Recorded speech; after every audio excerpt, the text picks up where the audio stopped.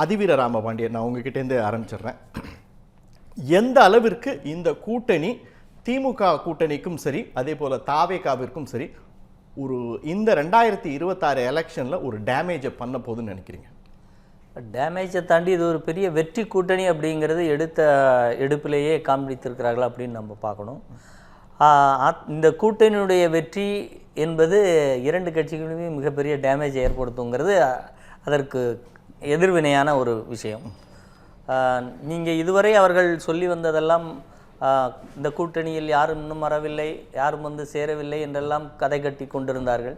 ஆனால் இன்றைக்கு பிரதமர் வருவதனால் இன்னும் சில கட்சிகள் வரவேண்டிய மீதம் இருக்கிற போது கூட இவ்வளோ ஒரு பிரமாண்டமான கூட்டணியை அமைத்து காட்டியிருக்கிறார்கள். அதே போல் கூட்டணி கட்சி தலைவர்களுக்குள் இருக்கக்கூடிய இணக்கம், அவர்கள் அனைவருமே பல தேர்தல்களை பல நெருக்கடியான காலகட்டங்களில் எப்படியெல்லாம் தேர்தல்களை சந்திப்பது என்பதிலே தேர்ச்சி பெற்ற தலைவர்கள் இந்த கூட்டணி வரிசையில் அமர்ந்த எல்லோருமே மிகப்பெரிய தேர்ச்சி பெற்ற. அதெல்லாம் தாண்டி ஒரு அதிமுக நிர்வாகியாக, அதிமுக தொண்டராக நீங்கள் எந்த அளவுக்கு மகிழ்ச்சி பெறுறீங்க? ஏன்னா கொஞ்சம் கொஞ்சமாக அதிமுக ஒன்றிணைஞ்சுக்கிட்டு வருது. குறிப்பாக டிடிவியும் எடப்பாடியும் ஒரே மேடையில் தோன்ற மாட்டார்கள். கூட்டணிக்குள்ளே வேணால் டிடிவி வரலாம், ஆனால் ஒரே மேடையில் இருக்க மாட்டாங்க. ஒரே மேடையில் இருந்தால் கூட ரெண்டு பேரும் சிரிச்சிக்க மாட்டாங்க, கைக்குலுக்கிக்க மாட்டாங்க. இப்படின்லாம் நிறைய மெசேஜ் இன்னைக்கு வந்திருந்தது. ரெண்டு பேருமே கைகுலுக்கி இன்னைக்கு ரெண்டு பேருமே செய்தியாளர்களை சந்திக்கிற அளவிற்கு கூட்டணி நெருக்கம் வந்துருச்சு இல்லையா? இது நீங்கள் எப்படி ஃபீல் பண்ணுறீங்க? இல்லை, இது ஒரு மகிழ்ச்சியான தருணம் தான் எல்லாருக்குமே. ஏன்னா 9 ஆண்டு காலம் அதாவது ஒரு சிறிய கருத்து வேறுபாடு தான். அந்த கருத்து வேறுபாட்டில் ஒரு தெளிவு இன்றைக்கு வந்திருக்கிறது. அந்த அடிப்படையில் பிரிந்தவர்கள் மீண்டும் இணைகிற போது உண்மையிலேயே எல்லோருக்கும் மிகப்பெரிய மகிழ்ச்சி இருக்கும். அந்த அடிப்படையில் அதிமுகவில் பயணிக்கிறவர்களாக இருக்கட்டும், அமமுகவில் பயணிக்கிற இரண்டு பேருக்குமே இது ஒரு நீண்டகால ஒரு முரண்பாடு முடிவுக்கு வந்து விட்டது. இனி பயணம் மிக தெளிவாக இருக்கும், சிறப்பாக இருக்கும் என்கின்ற ஒரு தெளிந்த மனநிலை. இன்னும் சொல்லப்போனால் ஒரு நேசித்த தருணங்களில் எதுவும் ஒன்றாக இரு கட்சி தொண்டர்களுமே கொண்டாடக்கூடிய ஒரு நிகழ்வாக நாங்கள் இந்த நிகழ்வை பார்க்கிறோம். இந்த ஒரு இணைப்பே என்பது வர்ற தேர்தலில் ஒரு மிகப்பெரிய வெற்றிக்கான ஒரு பிள்ளையார் சொல்லின்னு கூட நீங்கள் வச்சுக்கலாம். ஏன்னா இதை காண்பித்துத்தான் இங்கே பார்த்தீர்களா, இவர் பிரிந்திருக்கிறார், இவர் வெளியே இருக்கிறார், இந்த மாதிரியான சிக்கல் அதிமுகவுக்கு இருக்கிறது என்றெல்லாம் இல்லாத கதையெல்லாம் சொல்லிட்டு வந்தாங்க. ஆனால் அமமுக ஒரு தனித்த கட்சியாகவே கிட்டத்தட்ட 9 ஆண்டு காலம் தன்னுடைய பயணத்தையும் அவங்க செலவழிச்சிட்டாங்க. அப்போது இன்றைக்கு திமுகவை நீங்கள் எடுத்துக்கிட்டிங்கன்னா, திமுகவில் இருக்கக்கூடிய அமைச்சர்களில் 1/3 பங்கு அதிமுகவிலிருந்து நீக்கப்பட்டவர்கள். அப்போது இது எல்லாம் பார்த்தீங்கன்னா அதிமுக எப்போதும் சிரத்தோடும் சிரத்தன்மையோடும் இருக்கிறது. இவ்வளோ பேரை திமுகவுக்கு நீக்கிய பிறகு திமுக எடுத்து பயன்படுத்தி கொண்ட சூழ்நிலை இருந்தாலும் கூட அதிமுக தேர்தல் வரலாற்றில் நீங்கள் ஒரு மிகச்சரியான மிக தேவையான இல்லை ஒரு வெற்றிக்கும் தோல்விக்கான மார்ஜின்கள் மிக குறுகிய இடத்தில் தான் இந்த 2021 ஆட்சி மாற்றமே நடந்தது. வெறும் 1,83,000 வாக்கு, 43 தொகுதிகள்.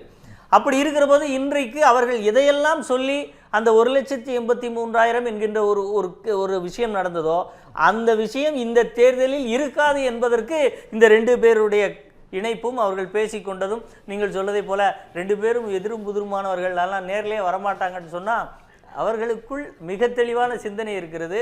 அந்த சிந்தனையின் அடிப்படையில் எப்படி பழைய காலத்தில் இருந்தாங்களோ அந்த நிலைக்கு உடனே வரக்கூடிய அளவுக்கு மனப்பக்குவமும் இருக்கு இல்லையா? நிச்சயமா அரசியல்ல எதுவுமே சாத்தியம் அப்படிங்கிறதுக்கு இது ஒரு மிகப்பெரிய உதாரணம். அதிவீர ராமபாண்டியன், இப்போ இன்னைக்கு அதிமுக தொண்டர்களுடைய மனநிலை இப்போ ஒன்னா, அது அதிமுக தொண்டர்களும் சரி, அமமுக தொண்டர்களும் சரி, பாஜக தொண்டர்களும் சரி, ஒன்னா இணைஞ்சு வேலை பார்க்கறதுக்கு இந்த தேர்தலில் ஒன்றிணைந்து தேர்தல் பணி பண்ணுவதற்கு தயாராகிட்டாங்க அப்படின்னு நினைக்கிறீங்களா? 100% தயாராகிட்டாங்க சார். அதில் நம்ம காங்கிரஸ்காரங்க மாதிரி வேறு யாருக்கும் எந்த சந்தேகமும் தேவையில்லை. நீங்கள் கூட்டணி என்று சொல்லி எடப்பாடியார் தான் தலைமை தாங்குவார் என்பதை முதல்ல அடிக்கோடிட்டு, அதுக்கப்புறம் ஆட்சி அமைந்தவுடன் எடப்பாடியார் தான் முதலமைச்சர் என்பதையெல்லாம் பிஜேபியை சேர்ந்த தொண்டர்களிலிருந்து தலைவர்கள் வரைக்கும் ஒவ்வொருத்தராக எழுதி கொடுத்தா தான் இவங்க ஒத்துப்பாங்கங்கிற மாதிரி பயத்தை சொல்ல வரேன். இந்த கூட்டணி இவ்வளவு தீர்க்கமாக கட்டமைக்கப்பட்டு விட்டது. இப்போ இதில் ஏதாவது பார்த்தோம்னா பார்த்தீங்களா, எடப்பாடியார் ஹேர் ஸ்டைல் வந்து சரியாக உச்சி எடுக்கும்போது கொஞ்சம் லைட்டாக விலகி இருக்குன்னு சொல்லுவாங்க. அடுத்து மோடி அவர்கள் பேசும்போது கொஞ்சம் ஒரு இடத்துல குரல் வேறு மாதிரி மாறிச்சு.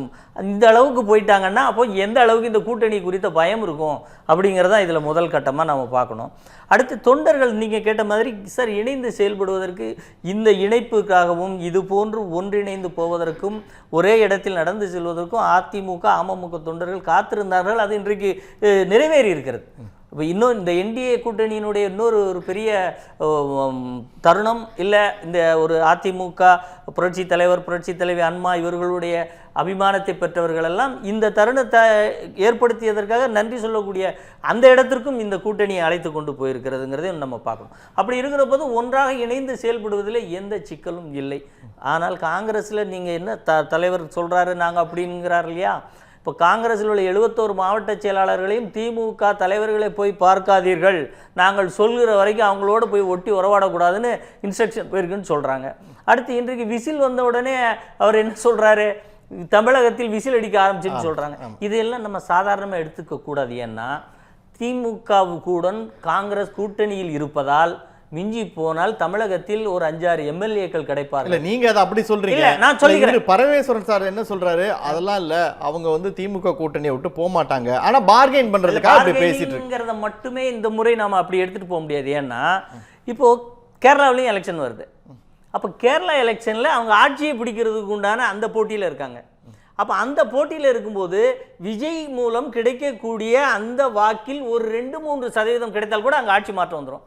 ஆட்சி மாற்றம் முக்கியமா, 5-6 எம்எல்ஏ முக்கியமா?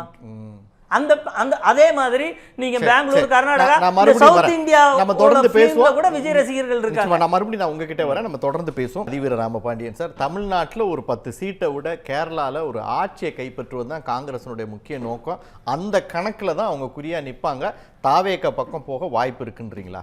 100% அதற்கான வாய்ப்புகள் இருக்கு. அதை நோக்கி தான் சார். அதை இப்போ நீங்க நல்ல கவனிச்சு பார்த்தீங்கன்னா, கிரீஸ் ஓடங்கர் என்ன சொல்றாருன்னா, இன்னும் எங்களை திமுக அழைத்து பேசவில்லைன்னே சொல்றாரு. இல்ல சரி சார், நான் என்ன கேட்கிறேன்னா, ஏன் இன்னும் வெளிப்படையா வரமாட்டாங்க காங்கிரஸ்? இல்ல நாங்க போறோம், இல்ல நாங்க பேச்சுவார்த்தையை தொடங்கிட்டோம், ஒரு தயக்கத்தோடே அவங்களுடைய ஸ்டெப்ஸ் எல்லாம் இருக்கே. சோசியல் மீடியால ஒரு மெசேஜ் போடுறாங்க, இன்டைரக்டா ஒரு பதிவு போடுறாங்க, விஜய்க்கு ஆதரவா குரல் கொடுக்குறாங்க. இப்படியான ஒரு நிலைப்பாடு தான் அவங்களோடது இருக்கு.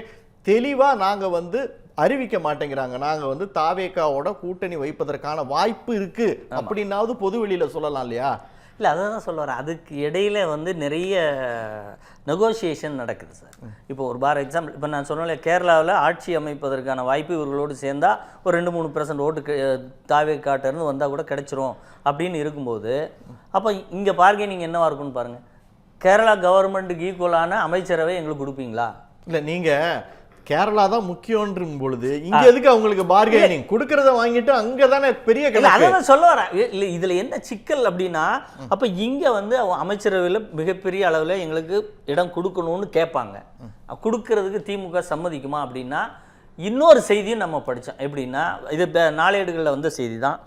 அசாம்லையும் தேர்தல் வருது, திமுக தான் சார் தெளிவுபடுத்திட்டாங்க. இல்ல, ஒரே ஒரு நிமிஷம், ஆட்சியில பங்குங்கிறது எங்களோட நிலைப்பாடே கிடையாது. சொல்ல வரேன், அசாம் தேர்தலுக்கு காங்கிரஸுக்கு என்ன செலவாகுமோ அந்த செலவை கூட கொடுத்துட்றோம், நீங்க ஆட்சியில பங்குங்கிறத மட்டும் கேட்காதீங்கன்னு ஒரு நெகோசியேஷன் போனதா பத்திரிகை செய்தி இருக்கு.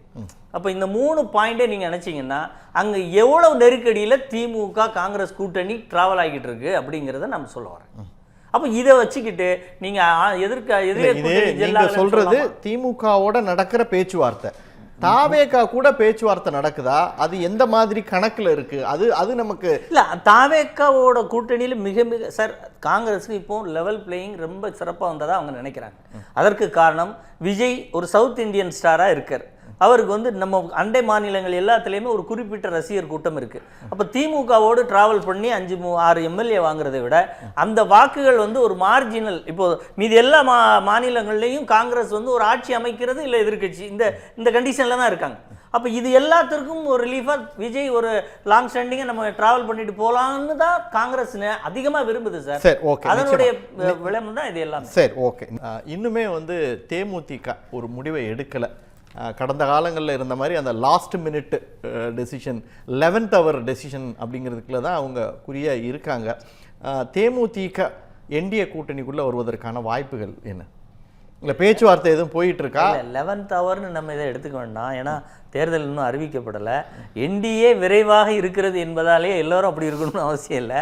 ஏன்னா இந்த வேகம், அதாவது திமுகவை வீழ்த்துவதற்கான அனைத்து சாத்தியக்கூறுகளும் தமிழகத்தில் இருக்கிறது என்பதை தெரிந்து கொண்டு நம்ம வேகமாக பயணிக்கிறோம். இல்லை நீங்கள் சொல்கிறீங்க என்டிஏவினுடைய பொது நோக்கம் திமுகவோட வீழ்த்துறது தான் அப்படின்னு. ஆனால் அவங்க திமுக கூடயும் பேச்சுவார்த்தை நடத்திட்டு இருக்காங்களே. இருக்கட்டும் சார். அதாவது இதில் பொறுத்த வரைக்கும் சார், அதிகாரத்தை பெறுவதற்கு அதிகமான வாக்குகளை பெற வேண்டும்.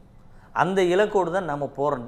நமக்கு இருக்கிற ஒரே இலக்கு திமுக என்கின்ற இந்த தீய சக்தியினுடைய ஆட்சியை எவ்வளவு விரைவாக அற்றணுமோ அதை அகற்றக்கூடிய அனைத்து வாய்ப்புகளையும் அதில் ஒன்றை கூட நாம் விடுவதாக இல்லை என்கின்ற அடிப்படையில் தான் நம்ம இந்த கூட்டணி கட்டமைப்பையை நம்ம ஏற்படுத்துகிறோம். அதனால் பேச்சுவார்த்தை இன்னும் நடந்து கொண்டு இருக்கிறது என்பதை ஏற்கனவே எங்களுடைய பொதுச் செயலாளர் எடப்பாடியாரும் சொல்லிட்டு இருக்கார். இன்னும் முழுவதும் நிறைவேறவில்லை, இன்னும் சில கட்சிகள் வருவதற்கான வாய்ப்புகள் இருக்கிறது என்பதை தீர்க்கமாக சொல்வதனுடைய காரணம் என்னென்னா, அப்போ நெகோசியேஷனில் அது இருக்குது அப்படிங்கிறத நம்ம உணர்ந்துக்கலாம். ஏன்னா எங்களுடைய கூட்டணி முற்று பெற்றது அப்படின்னு நம்ம சொல்லலை, இன்னும் ஓப்பனில் தான் இருக்குது.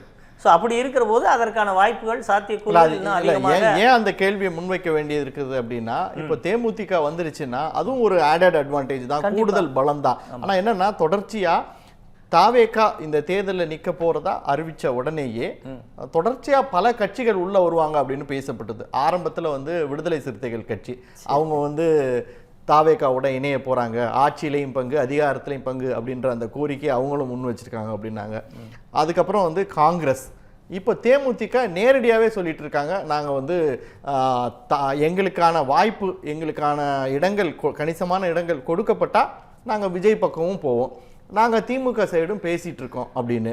அப்போது அதுக்கு நடுவில் என்டிஏக்குள்ளே வருவதற்கான வாய்ப்பு அப்படிங்கிறது ஒரு பெரிய கேள்வியாக முன்வைக்கப்படுது. இல்லை சார், அதாவது இப்போ நீங்கள் தாவேக்காவை காங்கிரஸ் பேசுகிற துணியில் நாம் ஒப்பிடுறதுக்கு காரணம் என்னென்னா, அண்டை மாநிலங்களில் உள்ள அந்த சூழ்நிலையை கருத்தில் கொண்டு தான் அவர்களுக்கு ஒரு தாவேக்கா கூட செல்வதற்கான ஒரு வாய்ப்புகள் ஒரு இது இருக்குன்னு நினைக்கிறாங்க. ஆனால் தேமுதிகவை பொறுத்த வரைக்கும் அந்த கண்ணோட்டத்தோடு விஜயோடு போய் சேர்வதில் அவங்களுக்கு பொலிட்டிக்கலாக அவங்களுக்கு எந்த லாபமுமே இல்லையே. இப்போ ஒரு அதிகாரத்தை பெறுகிற, அதிகாரத்துக்கு வர இருக்கிற ஒரு கூட்டணியில் சேர்ந்து தங்களை நிரூபித்து தங்களுக்கான வாக்குகளை தங்களுக்கு இப்போ கட்சியில் சில எம்எல்ஏக்களை கொண்டு வருவதுக்கு தான் எல்லோரும் பயணிப்பார்கள் ஒழிய விஜய் மாதிரி வந்தவுடனே நான் வந்தா ராஜாவாத்தை வருவங்கிற கண்டிஷனில் போக முடியாது இல்லையா. அடுத்து அவர் ஆட்சியில் பங்கு தரேன்னு சொல்லலாம், இல்லை அமெரிக்காவே உங்களுக்கு வாங்கி தரேன்னு சொல்லலாம். அதெல்லாம் நடக்குமா, சாத்தியம் இருக்கா அப்படிங்கிறதெல்லாம் பார்க்கணும் இல்லையா. ஒரு வாக்குறுதியை ஒருவர் என்கிட்ட கந்தா என்ன வேணாலும் கிடைக்கணும் ஒரு ஆசையை தூண்டுறதுலாம் ஒரு அரசியல் கட்சியாக இந்த தேர்ந்த அரசியலை பார்த்தவர்களாக இருக்கிறதுக்கான வாய்ப்பே இல்லை. இன்னும் நெருக்கடியில் போய் கேட்டீங்கன்னா